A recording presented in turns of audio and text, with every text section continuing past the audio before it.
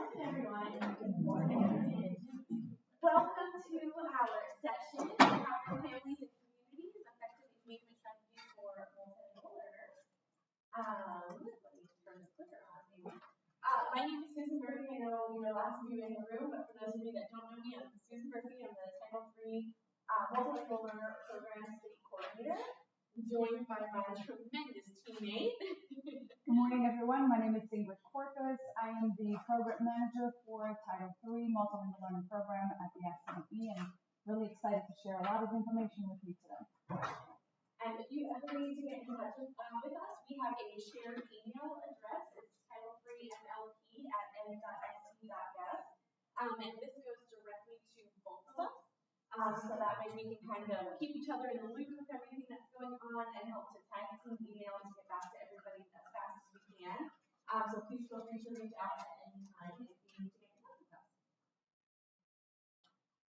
Our agenda today, we're going to do a very quick overview of the Title III program and then dive into parent, family, and community engagement and do a quick little refresher on some of the professional learning opportunities that we offer throughout the school year and end with some resources. All right, so the Title III Multilingual Learner Program overview. I don't know if we're on this one, by the way. Yes, we are. They are, okay, good. We use little dots to signify whose turn it is to talk about. So Title III Part A. So what is Title III Part A? As most of you know, we are part of ESSA, amended as ESSA here, Every Student Succeeds Act. And our program covers multilingual learners and immigrant students. Some of the main components for our program is we cover federal funding, so Title III Part A funding, both the ML, the multilingual learner, and the immigrant subgrants for the state. We also work on programmatic components and, of course, those compliance components for federal and state. And then, of course, we give guidance on how we help districts to improve their programming, as well as their programs, but also effective uses of that funding as well for it. We also do data analysis, so you'll hear us talk about PowerSchool coding, probably way too much, but making sure we get accurate data into PowerSchool, and that helps us to strengthen our federal reporting and, of course, our accountability, which helps us to move more towards that programmatic components of being able to effectively improve our programs over time. So that accurate data is really important at the beginning as the first step to have that information to be able to move our programs forward. Our overall goals for the program, of course, are to support students and multilingual learners specifically in meeting English proficiency, so enhancing that, and of course the grade level academic standards for whatever grade level that they are in. We, of course, want to provide effective language instruction that will meet the program that they are in and how they're receiving those language services. We also offer research-based professional development and technical assistance to districts. And then, of course, today's session about promoting and enhancing family and community engagement as well. So our student population, just a little background, I know most of you probably have a general idea of how we identify who our students are, but for multilingual learners in general, our students who are in 5K through 12th grade. If they are in 3K or 4K, they are provisionally identified multilingual learners. We start in 5K for accountability purposes, and those students are typically identified through their home language survey. They have a language other than English listed on that home language survey, and then they move to step 2, which is an English language proficiency screener. And based off of that screener, they are either identified for our program or they are not. They are deemed as English proficient. That's our general identification. Of course, we know we have students who transfer in and out constantly, and there's more to it than just, those 2 quick step processes where you look at prior records. But that's the general identification process. When we look at our immigrant children and youth, or immigrant students, the federal definition is for students who are age 3 through 21. So you'll see that age difference there for our immigrant definition. They were born in any state, not in any state, in the U.S., Puerto Rico, and D.C. So if they're born anywhere outside of those 3 areas. and they have not attended one or more schools in any of those states for more than 3 full academic years, and that's on a cumulative, not consecutive basis. They have to meet all 3 of those bullet points there to be identified as an immigrant student. It's not one or another, it's all 3, and that's how we federally define who our immigrant students are. So how many multilingual learners do we have in South Carolina? Any guesses? My Title III people, no cheating here. Any guesses? How many multilingual learners do we have in South Carolina? Shout out your number. It's okay. What do you say? No, I'm not including hands. Are you cheating? I'm just kidding. 20,000? Okay. Going once. Twice. Going twice. 56,000. I just know that's a great memory. We did just pull a more recent report, and we did drop a tiny bit. We used to be at 56,000. We're at 54. That includes all active students, so students who are currently being served in our programs throughout the state. And then the question originally was, are you including your monitored students? And so at first, no, we don't, but we do have almost 25,000 students who are monitored, which means they have technically met our English proficiency criteria based on the summative assessment, and they are monitored for 4 years. We monitor them for federal reporting purposes, and of course to make sure that they were not prematurely exited from our program and no longer meeting those language supports. So we serve a pretty large population throughout the state of our multilingual learners. And now to the other side, immigrant. How many immigrant students do you think we have in South Carolina? Any great answers? Or recalling of memory from past meetings? At least one. I need at least one yes. 18,000, you said? 18,000. Okay. You're at 26,269 students. Both of these, the data comes from our 45-day report from this 25-26 school year. So the reason we show you these numbers differently is because not all multilingual learners are immigrants, and not all immigrants are multilingual learners. Although we do see a lot of overlap, that's not always the case. So we show you the 2 different definitions of how we define those populations or identify them, and then the data to go with it to show you. I'm so used to us usually switching microphones as well, so if you can't hear me, please let me know, and I'll just project it a little bit more. But we are now going to talk about parent, family, and community engagement. You can't do that unless we actually talk about enrollment. So a very important thing to know about enrollment is that we are looking to all of our students, that enrolled in schools. They're age 3 to 21. All of the information, there is always a memo for that, right? There is an app for that, there's always a memo for that. We want to make sure that you are familiar with the information about enrollment, and this is done for the multilingual learning program and immigrant students at the initial enrollment. So section 2 of the enrollment survey is where they include the information of the language that parents are going to indicate for each student, for them to then move to the second step of the process, where they will then potentially be identified as multilingual learners. Again, when they only have on their enrollment survey just indicating a language they are provisionally identified, they are only identified after they go through the process of identification through the screening process. And part of the enrollment, when we are looking at enrollment, we wanted to ensure that we are also protecting the students. There are certain documentations you're going to look for, and part of it is birth certificates and immigration documentation. When we are looking at that in our multilingual learner program guiding principles, there is a link, as you see kind of on the line over there, other documents.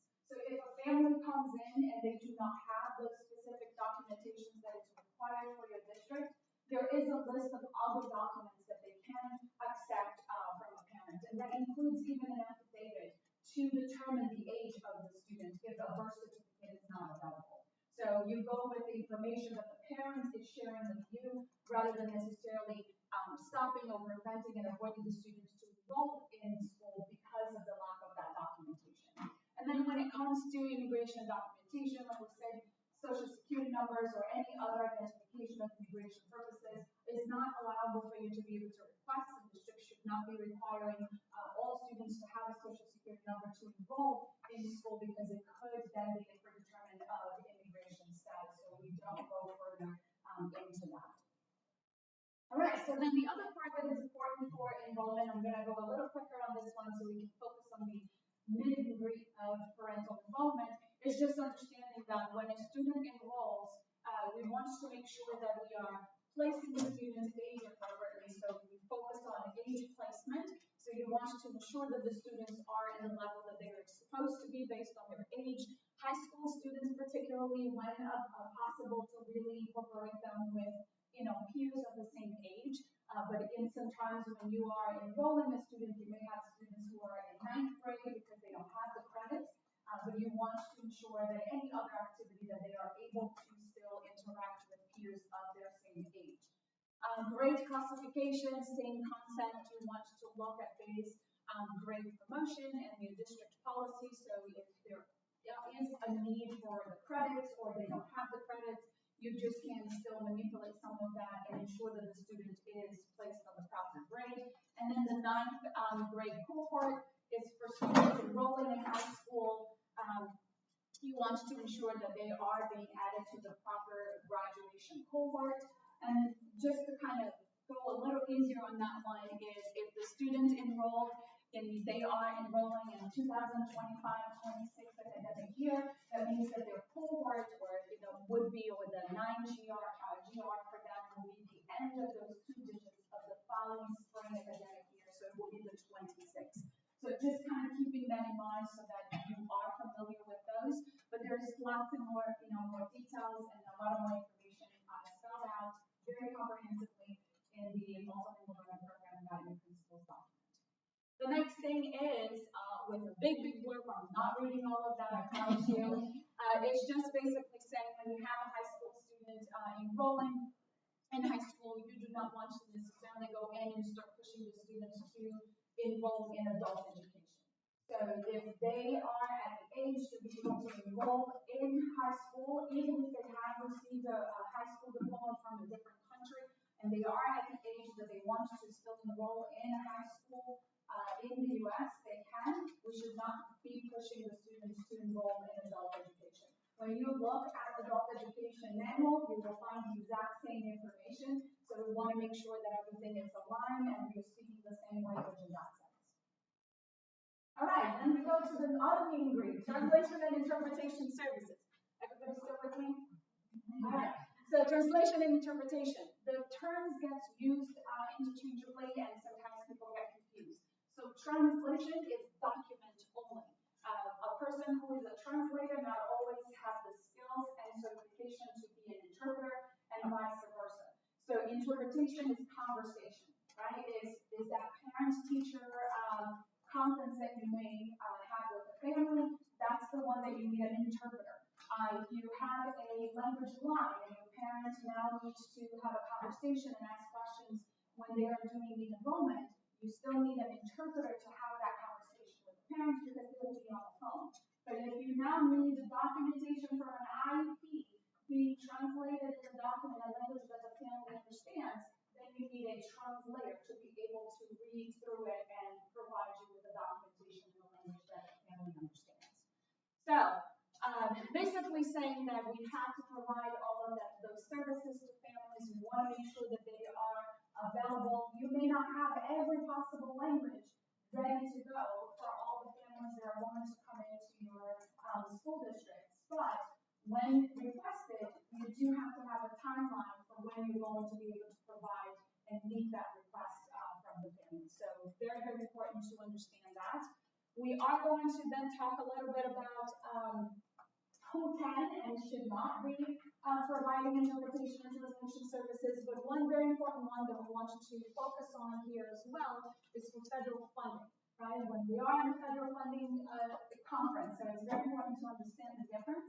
Federal funding can cover translation and interpretation as long as it is supplemental. It cannot be used for core requirements. So if it is just for that communication with the family when they come into your schools, that is a full environment.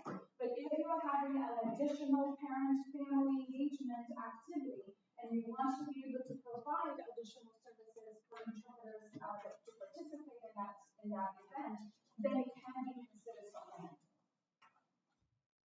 All right, so here's the fun one, yes and no's. Who can provide translation and interpretation? Staff that are trained, certified, qualified, deemed qualified. That means that they need to be fully aware of the language, the verbiage that is going to be used. You can't pull just anyone that potentially could be bilingual or trilingual into an IP meeting. There is a lot of verbiage, in education, academic language that person may not be fully familiar with. So very important to stay and adhere to that. Language phone lines and competent outside resources. An example of a competent outside resource, it may be somebody that is qualified, trained, and certified, but they're no longer within the district employment. They may not have an independent practice. Let's just say it could be still an example. When we're looking at no, we're looking at students. Students are not interpreters or translators. They may be able to communicate with their families or not, but you do not want to necessarily use them. The school should not be relying on them to provide the information to the parent for a bunch of reasons, but I'll give you some fun ones, right? So most of the time when we call a parent to the schools and we want to give them their information, chances are the students did not do something very nice, right? We have something really we want to share, and when they interpret it to their families, they may make it a little sweeter and a little nicer, and now the core of the information we wanted to share is no longer part of the message. Another one could be where you want to share even additional information and details, but the students may not have the language to fully interpret all of that in the language that the family is familiar with. And so the vocabulary may change the message. So you want to make sure you're not missing any of that. Parents, family members, guardians, and friends, can we invite them to the meetings? Can they come to the meetings? Absolutely. But again, the school should not rely on them to provide us a message, because one more time, if something happens, chances are that family member or friend will be on the side of the family and could even escalate a situation that didn't have to. Right? So you want to make sure that all of the information that is being shared is really what you wanted the school, the message that the school wants to pass on to the families. Untrained staff members, including bilingual staff members. How many of you here are bilingual? Speak another language a little bit or a lot? Okay, so if you end up going, your responsibility, what you hired to do in the school is to be an educator. Now, if every single time that a new family comes up and it's in the office and you have to stop your class for you to go interpret it for that family, now you're no longer performing any of those jobs that you're 100%. So you want to make sure that you are utilizing the proper channels and the proper people to be able to provide the services that are required. So there are a few documents for you to be able to have information about. So you have the OCR, frequent asked questions. This is a document available for you, and as you can see, it's linked in the presentation, so you will have access to that.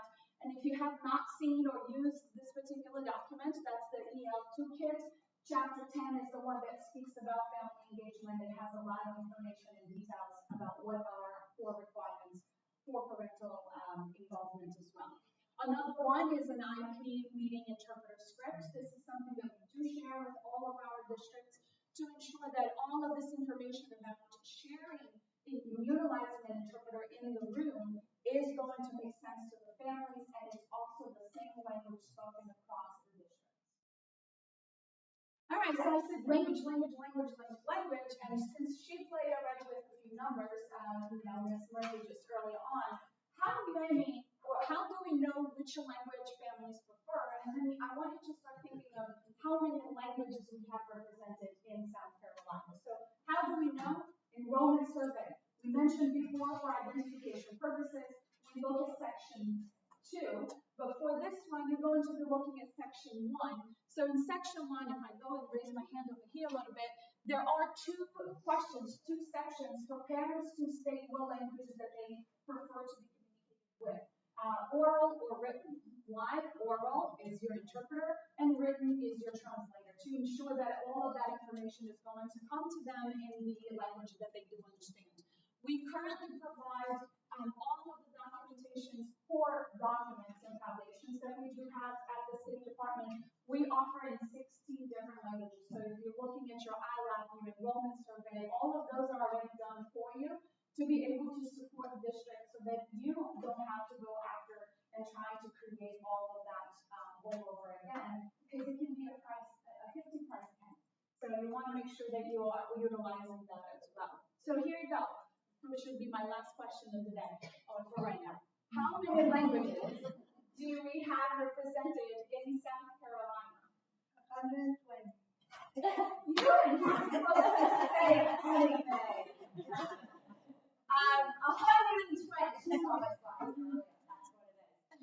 So the top 3 languages that we do have is English, Spanish, Russian, Portuguese, Arabic, Ukrainian, Vietnamese, Mandarin, Gujarati, and French. So even though we have the top 10 for the state, your top 10 for your district may vary from this list. So this is the top 10 for the entire state, not the one specific for your district. Any questions yet? We're good? You still with us? All right. So creating a welcoming environment, again, going with the whole concept of language, you want to ensure that you are finding ways to welcome your family. So one great way that this school did is that they put in a list of the languages, because they do have a language line. Parents can come in, and I know it's a little hard to see, but when you look at it in your own PDF, you'll be able to see it a little clearer. It has all of the languages, and all the families have to do is to point to identify which language they speak so that they can get the right interpreter to communicate with the family. I speak a few different languages, and I remember when I was in school, my principal or the office would go and say, "Oh, call Corvus. There is a new student, a new family in the front office," and I would come in and I'm looking at them and say, "Who am I supposed to speak to?" And they're like, "Oh, but that family." And I'm like, "You don't look like you speak any language that I speak, but I'll try." I go over there and I try to talk to them, and they speak Vietnamese. I'm like, "No, that is not what I'm looking for. I need to find somebody else." So just understanding that you want to ensure that you are providing, not only making assumptions about the language that the family speaks, so that you're not also offending them, but you want to make it as welcoming as possible, and this is a great way to do that. The same thing is with your websites. You want to ensure that language is available to them. Yes, does it translate perfectly every single word? No. But it is an attempt to include that family, and that is something that the family will respect in the process. Just be fully aware, if you're not aware with systems or platforms, when you're putting documents and uploading documents, those don't get translated in this type of system. The only things that get translated is whatever it is on the main pages of the platforms. So even the sub-pages will translate as well. The documents that have been uploaded, they are untouched. So if you think that, oh, we did this and now we're going to upload all of these documents and everything is translated, no, it's not. So just be fully aware of that as well. And so again, communicating across language barriers, we want to ensure that you use interpreters and translation tools effectively. You want to keep communication clear, respectful, and patient. The big word, I wanted to highlight and bold and do everything with that big word over there, patient, because we move so fast in the schools. We wanted to do parent-teacher conferences, they are only 10 minutes long, and the translations process takes longer. For parents to be able to fully understand what you have to share, more time needs to be allocated to them to be able to engage in a meaningful conversation. So you want to take time and be patient, because they may also not be familiar with the way we do things in the U.S., navigating the U.S. system. Provide multilingual signage and accessible materials. That's not so difficult. You have door, just put Puerta. Just put whatever doors, whatever labels that you can everywhere so parents are familiar and feel welcome. Maintain confidentiality. Don't go around just spreading, oh, this parent can't read. There are a lot of parents that can't read. If it is not going to be helpful for the person that you're sharing, don't share additional information. So parents don't feel unfortunate and confused about what's happening. There is a link in here, I don't know if you have ever seen. Anybody heard of Culture Crossing Guide? Nobody? So this is a link, it's a popular, open link that gets contributions from different places. But Culture Crossing Guide, it basically allows you to have every single language possible. When you click on it, it gives you costumes from that particular country. So how do they see eye contact, greetings, classroom rules, just to give you a general idea. Yes, we don't want to stereotype our families and students, but it gives you some sort of guideline of what to expect even when interacting with families. So this is a great tool to be able to take a look at if you are unfamiliar or unsure on how to connect with a particular family. Beautiful. Thank you. So I think a lot of the things that Dr. Corpus just mentioned are a really good starting point and foundation of building that trust and communication with families, which is why it's so important for us to talk about translation and interpretation services and making families feel welcome. I also want to note that translation and interpretation services is an everybody requirement, not just Title III. So when we are thinking about all of our families and all of the different roles that cross paths with our families and our students, how is everyone aware of how to provide those services? So we're going to dive into some more examples around parent, family, and community engagement. Because I think that our program, we really are, I think, learning from each other, and we learn and we talk to each district and think about, well, what activities or supplemental activities are you doing to support family and community engagement? And so at our Title III meetings, I think we talk about it a lot, or in our Title III funding ones when we talk about parent and family engagement. And so we kind of get stuck in these ESSA nights or ML family nights, and then it's how do we expand beyond that? And so as we dove into these slides, we used a reference, a book that we reference to get some more examples. I think there's a lot of overlap, a lot of ideas that are already being done, but then also some new creative ideas to share with you as well. So strategies for meaningful engagement, of course, why are they important in building trust through that respectful communication? Why we started with translation and interpretation services to make sure families have that clear and respectful communication.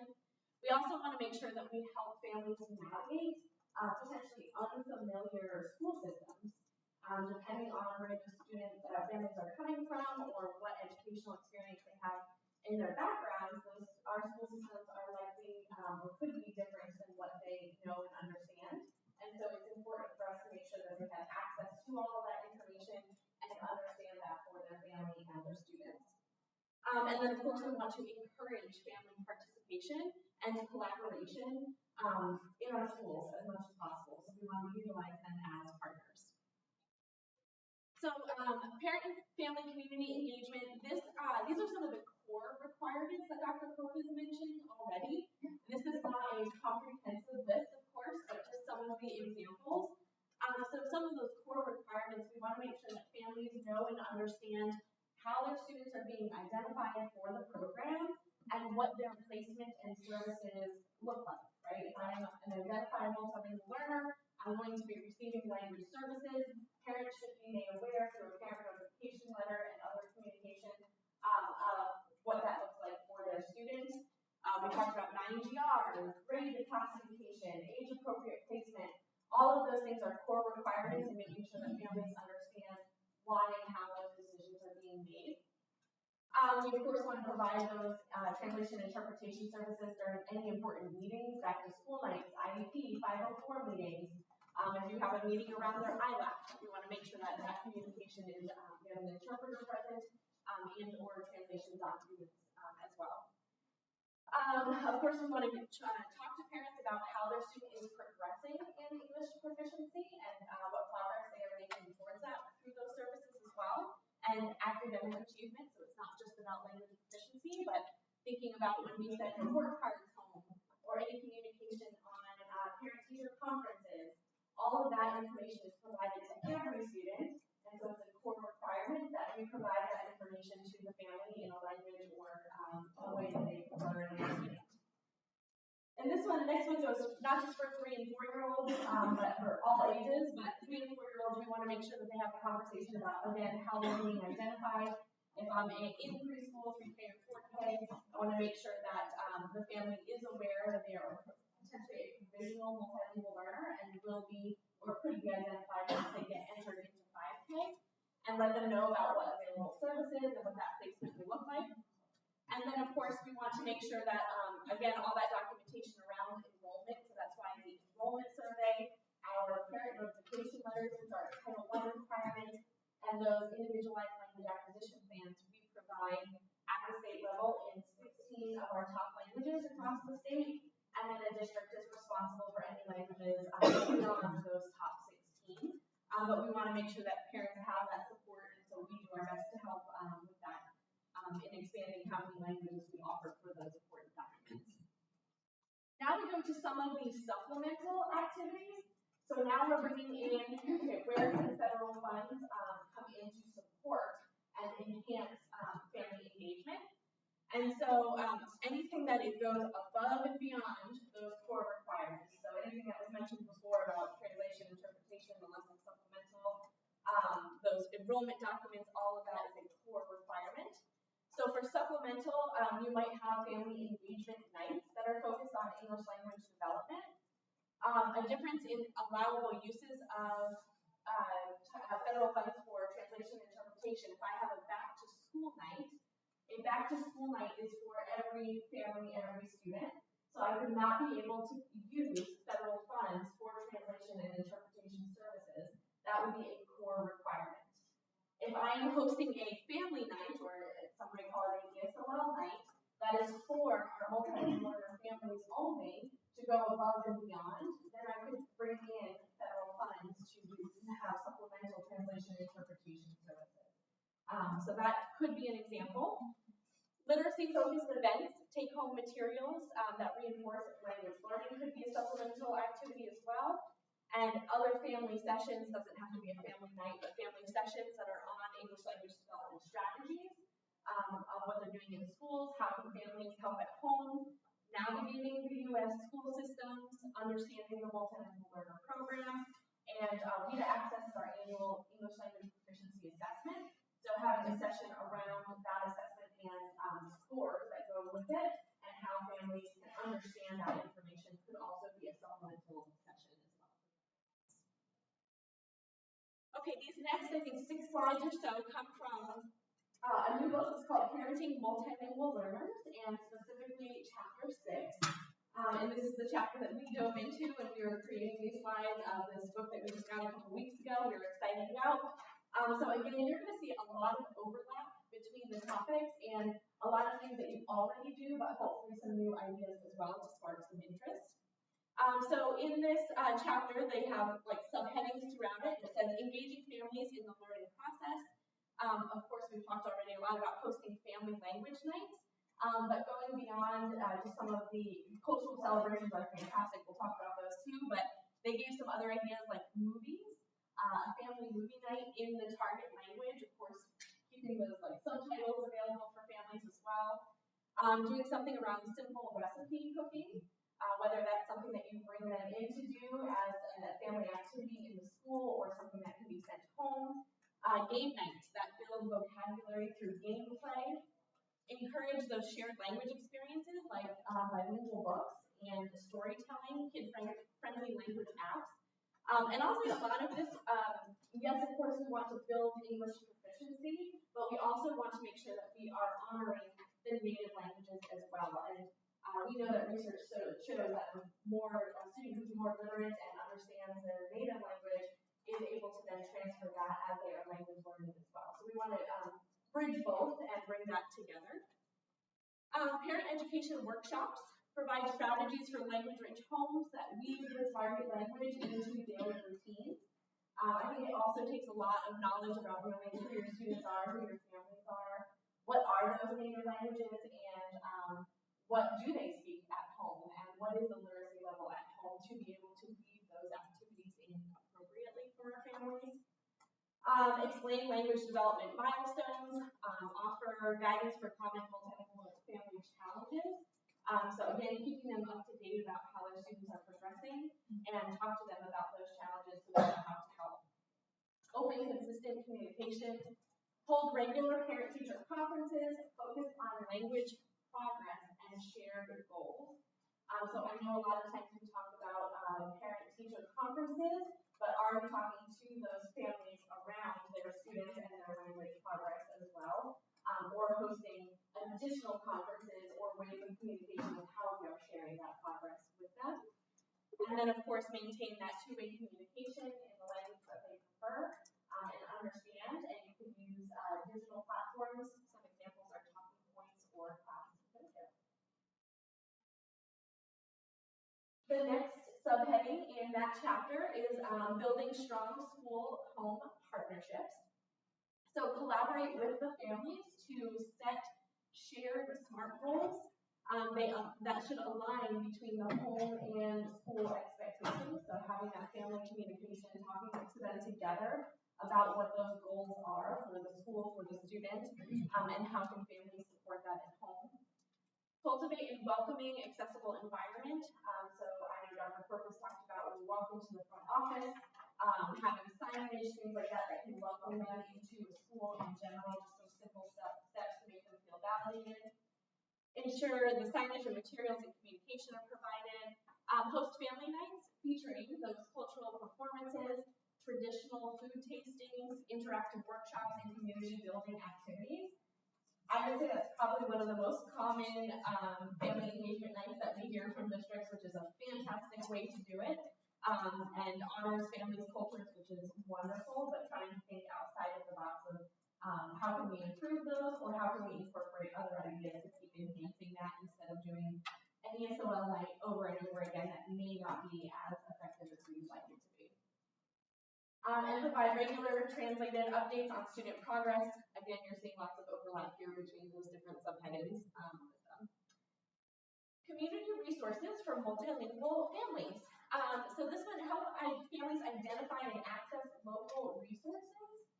So that really takes you knowing your community and what is out there and what's available and what those community resources have to offer for your families. So for example, they mentioned the public library, of course. What does the public library offer in your community that might help families? So they could use it as a bilingual, to pick up bilingual books, offer story hours, reading clubs, and family literacy programs. Connect families with community centers, offering any tutoring or enrichment programs, language classes, and sometimes either medical or social or legal support services as well. Share information about nonprofit organizations and cultural associations that provide advocacy, family support, and culturally relevant programming. And encourage participation in language clubs and conversation groups that build confidence and create community for multilingual learners and their families. I think a lot of this you can also, even though it's talking about community resources, but what resources are out there that you can also bring into your school, and even asking a family to start a language club or sponsor a language club within your school for certain students would be a great idea as well. Just to add one more thing. So one of the things that you also want to be careful is we have the habit of compacting all of these ideas. We get overly excited. We put it in a brochure that it's like 2, 3, 4 pages long, and we send it home and we think like the parents are going to read and they're going to pick one of these things and they're going to be just as excited as we are. The same way that we are expected to scaffold information for students, make sure you scaffold information for parents. This can be very overwhelming if a parent is not familiar on how to navigate American school system. And so this can be very daunting to them if you're providing them and bombarding them with so much information all at one time, because a lot of this practice is not yet familiar to them in their home country. Or their previous experience. So just really taking the time, maybe using the two-way communication with a platform where you can give little blurbs and little information in the language that they do understand, or a short little video explaining what that is, so that they don't feel overwhelmed with the amount of information that you're sharing. The same thing goes not just with this type of participation, but any information related to the school, because it can be very, very overwhelming.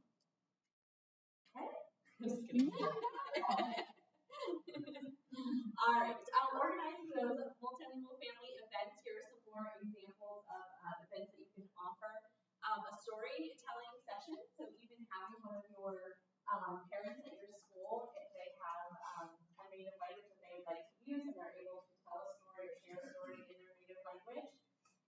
course, you can enhance that by adding translation or visuals and props to go with it, depending on, age level and everything like that.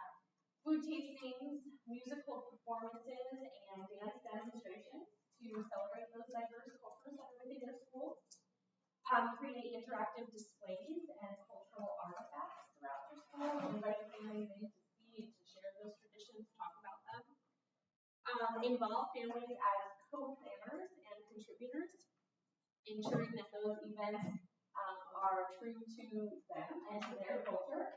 I know at our school, when I taught in South Carolina, our bilingual liaison was in charge of planning that event, and she was just really great about reaching out to all the family members and inviting them to be part of that, to say, what do you want to see, what do you want to include, what accurately represents your culture to bring into this event as well. So making sure that it's not just, one person making those decisions, include them in those decisions about what they want those family nights or sessions to look like. Invite guest speakers, include those families. It doesn't have to be a family member or a parent, but any guest speakers that can represent those cultures as well. And incorporate hands-on language-rich activities, scavenger hunts, craft stations, greeting cards, something that's fun and engaging. Our migrant team at the state, they're the ones that are out in the field and working with families all the time, but they do ride-alongs for our OFSA staff members. And I just remember when Dr. Longshore was with us, she went on a ride-along and she was so excited. She got teamed up with someone, and they went to a grocery store and they did a scavenger hunt in Spanish, and she does not speak Spanish, and so she was there teamed up with somebody who was, and she just had a fantastic time doing a scavenger hunt, and just something fun like that, and pairing people up to, again, practice the target language, but also incorporate that native language as well.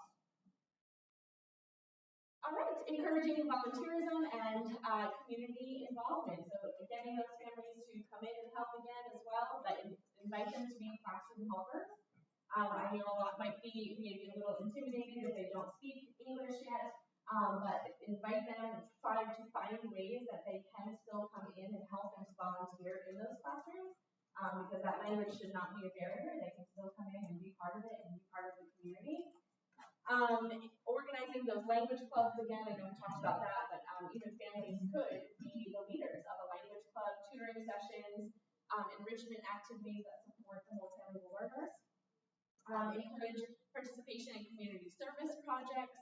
I know in school, I used to teach in Colorado, we did a community service project and had a bunch of families come in and made a whole garden area at our school for the community, and those families were a huge help and came in and helped, and then it's just I've been there for a while now, but it's still a community area where families can come in and pick up some of the vegetables and things like that they need, but the kids and the families were all a really big part of that service project, which was great.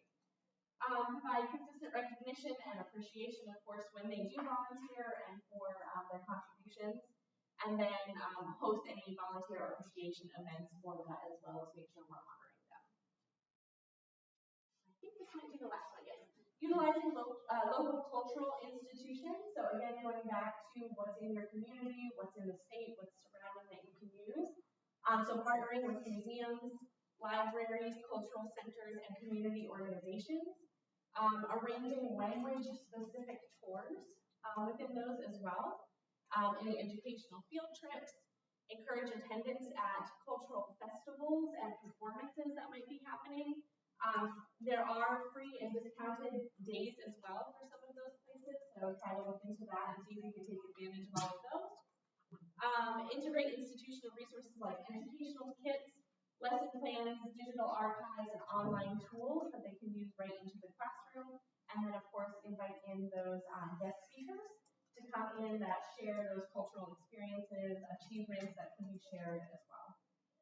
I'm going to hit the pause button for a second, and I would like for you to reflect on that massive, massive list of things. And I want you to turn and talk to somebody about what are some of those activities that you or your district or your school are already doing and incorporating, and then what's something new that was like an aha that you might be able to bring back and incorporate as well. Go ahead and turn and talk for just a few seconds.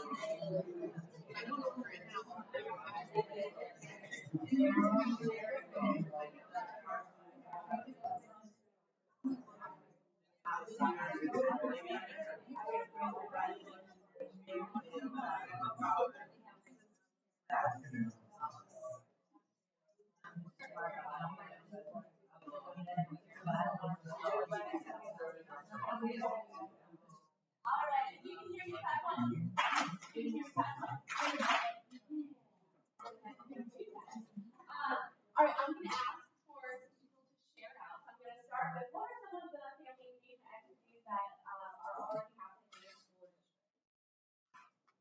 One of my own teachers has paired up with the school librarian, and when they have book fair come to increase parents coming in, she invited her multilingual families to read a book in their language at the book fair. I mean, simple, easy, and engaged. It got parents in, they got kids really excited, and then they went to the book fair.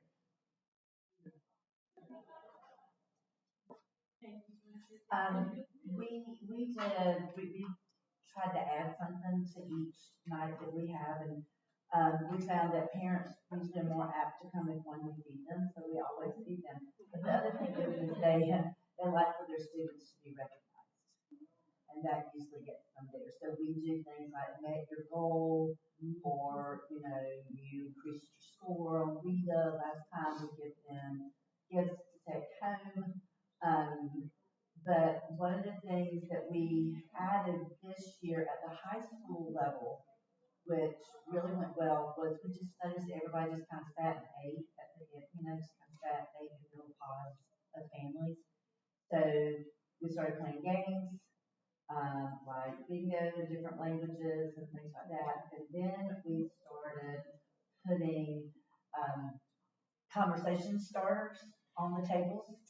And that way it would say for the student to ask, and the student would ask the parents questions, and then it would say for the parents to ask, because a lot of times they just don't know, how to interact, especially at that level, kids don't want to talk. So we added some of those. But I love the storytelling. I love that we can do more with reading books, things like that. So those are some great ideas I'd love to add. Anyone else want to share about current practices? We do monthly, either virtual or in-person parent workshops, but we have our two big events. We actually have one that we're planning right now. We do a big literacy event that we pair with our local library. So we do, our county spans an hour. So we do one more in our suburban side of town and then our rural side of town. And the families will come, they'll get like different activities that they can do with their children over the summer to continue to engage in literacy at home. They get a book, and then we also bring in our community partners across the district, so parents can also get information about the different organizations that they can that they have access to that they may or may not know about. And we also provide food. Families, so we like to feed them to keep them coming. So, All right, any new ideas in your conversation? Anything from the slides, or you're just talking to somebody that sparked this? Not just. A few days ago, we had that cultural explosion at middle school. Teachers coming from other countries, so they were showing us their culture, and it was great because we were learning about how they dress, their food, so it was and music. So it was great. You call it a cultural explosion. Explosion. That is so fun. And at the high school, all the students would be I'm ready. So the access for it. They had tacos, lots of tacos for everybody. So they were so happy eating tacos. Any others? Yeah, I'll share one that we do in our school district. I know there's a lot of eating that goes on. We have one called Books for Breakfast. And the parents come in, and we have the books that has the English version and the language version. It's one of our schools that has over 52% of the population, and that's a big hit.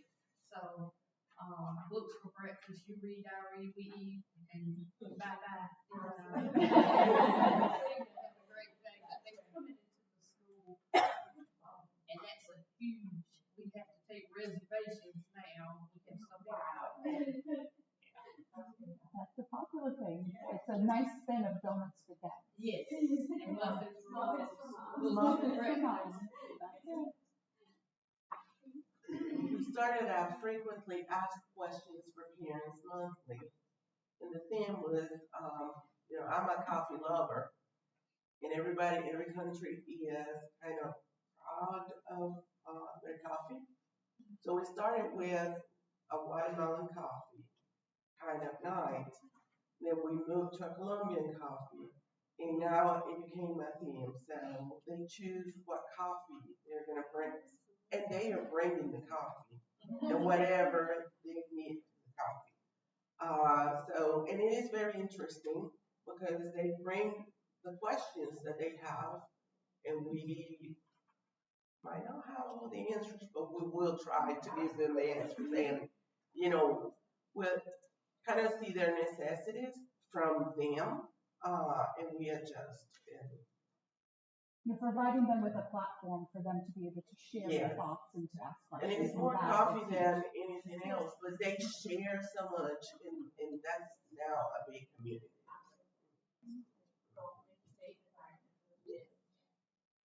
And they love it. We had 1 month that we couldn't, all of us three, and we're a small district, we were sick with the flu. And they were so sad, and they said, okay, so we have to make 2 this month. And we did 2 that month. Well, thank you all very much for sharing. All right, so then we move on to professional learning opportunities. This is a little quicker. It's really just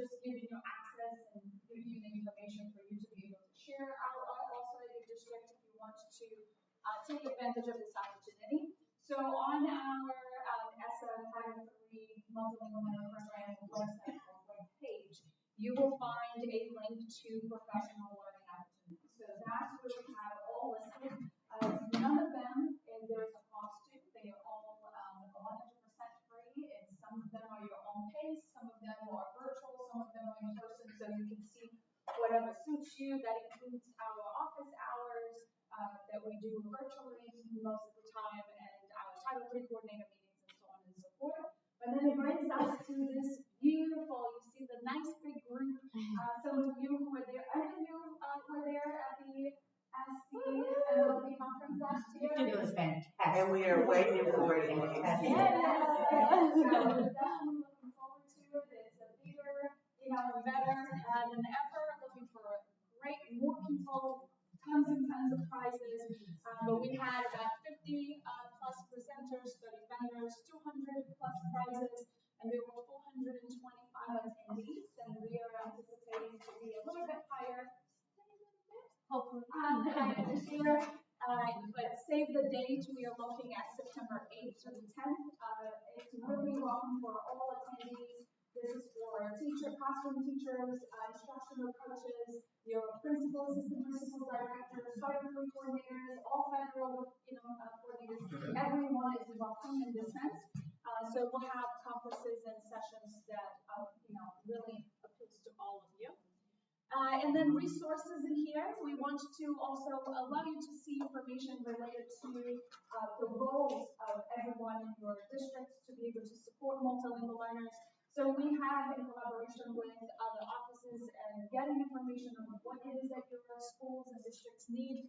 We do have documentation coming out, but in the guiding principle, we do have a specific information on what should be the responsibility of the front office staff, your guidance counselor, your content area teacher, multilingual learning program specialist, and what can your administrator do as well in the process of supporting all of this conversation.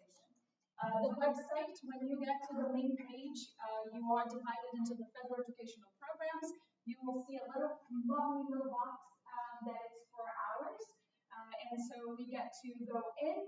Once you get in, there are two links as you start over here. There are two of them. This gets the bottom one gets to all of the information that we do have. The second one brings you to the map. The map is where if you want to collaborate with other districts and you want to know who your contact person is in that district, for you to be able to engage in that collaboration and conversation, we do have all of the information of them. You will find the Melissa, it's your information. And so you will find the information of your Title III coordinator. You will find your email website. Also the program service delivery models that district uses, along with the ESSA credential requirements for you to be aware of what they need for a teacher to be able to support multilingual learners in the district. We have done this across the state, so anywhere that you go and once you hover your mouse over the back of you can get that information. Here's the link of the guiding principle. It's still a work in progress. I know. It's almost there. It is available for you to see it. Almost. It's not yet in PDF. There is still some delay with getting everything through accessibility, but while it is delayed in accessibility, we just keep adding and making it more comprehensive as possible while that opportunity is still there. So anything that you say and you share with us, and it will be it will be included in here as much as possible to be able to support you. So it is really truly a comprehensive document. And here is the family toolkit. Just like we have an EL toolkit, there is a family toolkit with tons of information. This toolkit is also available in different languages. So once you get into the link, you are able to download it as well in all of them. If you have not seen, and I know this is an add-on, if you have not gone to the website and looked at the toolkits, besides the EL toolkit and the family toolkit, there is a newcomer toolkit, just in case you are not fully aware. And that is pretty much it. It's a wrap up with 1 minute to spare based on the new time. But again, this is our email address. If you have any questions, need any support, please feel free to reach out to us and we'll be happy to support you in any way.